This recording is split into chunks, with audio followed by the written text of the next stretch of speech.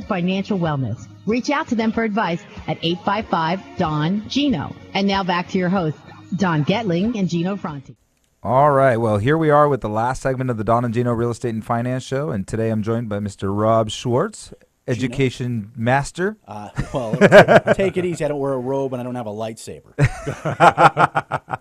And Jim Reap joining us today. And if you don't know, Jim is one of the partners at Reape-Rickett, and they run the premier family law group here in town. Is that appropriate? Family law group? It is. Thank you. And you think when Jim comes in, you're going to talk maybe something about family law or divorce or how that's going. But, since he's such an educated guy, I'd like to pick his brain about other things. And what did you say you actually had a degree in economics, right? Yeah, I started out in economics, and, my dad brokered the law degree. So as I was looking at getting my PhD in economics, he told me, well, that's a great idea, and I'm sure that you can advance your education, in night school as you get a job and support yourself. But if you're interested in going to law school, so the offer that you can't refuse. It was nothing like that at all for me, but it was similar situation with a vehicle, right? My dad, I was like, I really wanted this really nice sports car, and he's like, God, let's see, I've taught my child how to race vehicles his whole childhood,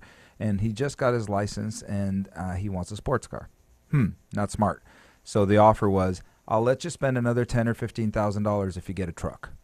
And so I got this really cool truck. There you go. So yes, that's parenting 101, isn't it? Absolutely. Yeah. You give your kid the spectrum of choices between A and B. Yeah, incent what you want, Bill Tesser would say. So earlier we were talking about, gosh, we've kind of gone full circle here. We talked a little bit about politics. We talked a little bit about the economy.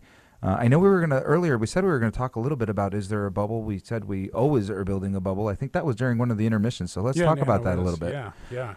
Well, I think, again, our recall is short. I don't think it's been since post-Depression era when things got bad or like really bad that you saw these people who understood what hardship was, and the United States became savers. Post-World War II and thereafter, we forgot those lessons. Yeah, I could tell you too. I mean, I look at tax returns almost as much as a CPA does, right? I'm always looking at tax returns. That's what I'm constantly doing. In fact, I'm looking at the entire financial picture, right? Not just tax returns. And I could tell you that we don't save enough. We don't. We're not even close to saving enough. I look at people that make nice, handsome, six-figure incomes, $2,000 in the bank. Yeah, $2,400, $2,800 all the time, and they're like, "I want to buy a house," and I'm like, "With what? Yeah, you don't have a down payment." I've seen the same in my practice with people making the high six figures, and they'll have a nice house with little to no equity, some nice cars, a few nice toys, maybe a few bucks in a retirement account, but it's abysmal. So the question is that why our economy works? I mean, does our economy function because we're not savers? Maybe if we become savers, we destroy our economy.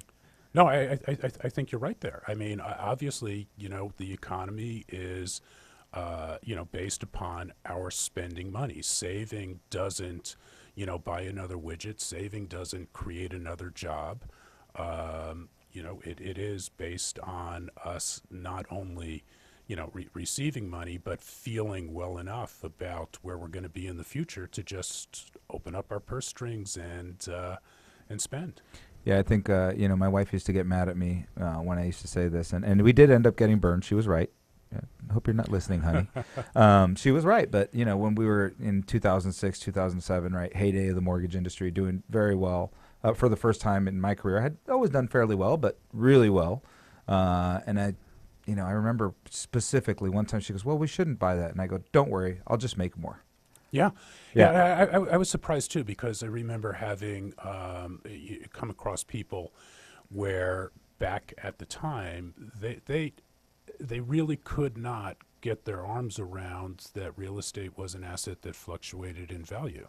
They saw it fluctuate in simply one direction, and they just have no memory or no ability to even understand that an asset like that could trade for less than what it's worth today. So, speaking of the bubble for a minute, the reality is the one thing that I see today, and we call them vintages in the mortgage industry.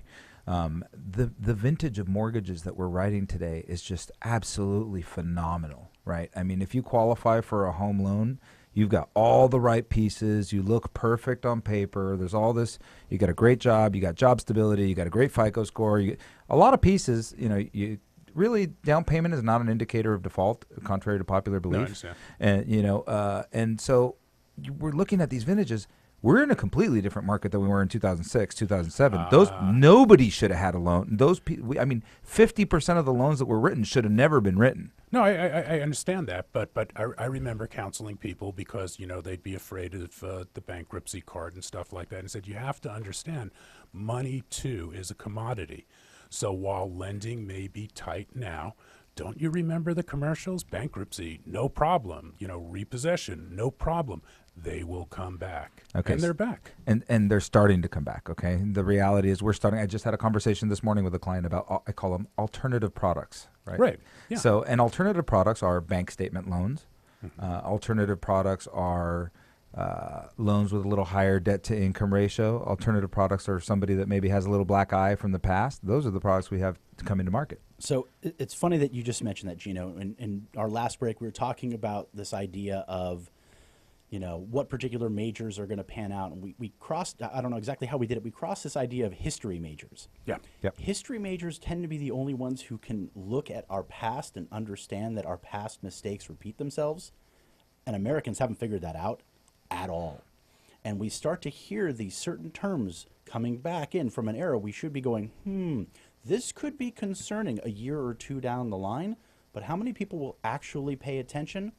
Very, very few. Well, that's where we go back to Trump. He did. So in 2007, when, somebody was asking him about a real estate bubble, he's like, bring it on. That's my opportunity. And for the smart money after 2007, it was an opportunity because if you had your docs, who was doing all the buying? Yeah. And what were they buying at?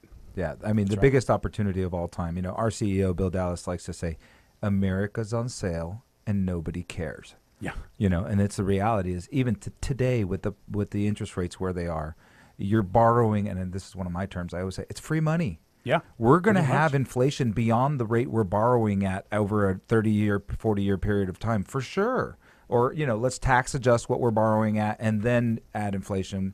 And we are in a little period of stagflation right now, but that won't continue forever. No, it's amazing. I remember my first home loan, I think, was at 14.75. Holy cow. So when, you're borrowing in the 2s or 3s, and some financial institution is saying, I'll lend it to you at that rate for 30 years, bring it on. Right. I'll borrow. Yep. So I think that's what stimulated the economy for sure. The housing market continues to be dirt cheap, and it's a leveraged asset. I mean, there's no better way to build wealth than with a leveraged asset As long as it goes up in value. As long as it goes up in value. But, the super secret about real estate, the number one most important thing is you got to be able to keep it.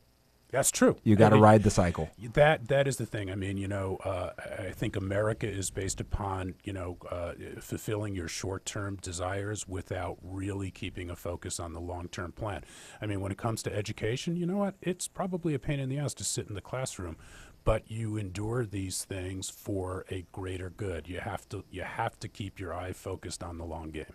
Yeah, the thing about, people talk about rising interest rates, and I'm going to leave today on a controversial term, but the reality is America didn't bail out its population. America bailed itself out by pushing rates down to where they have, and that's what's happening worldwide. That's why pushing rates down, even negative in Japan, Right. Pushing rates down worldwide, what you're able to do is people are so afraid they're letting countries borrow money for zero.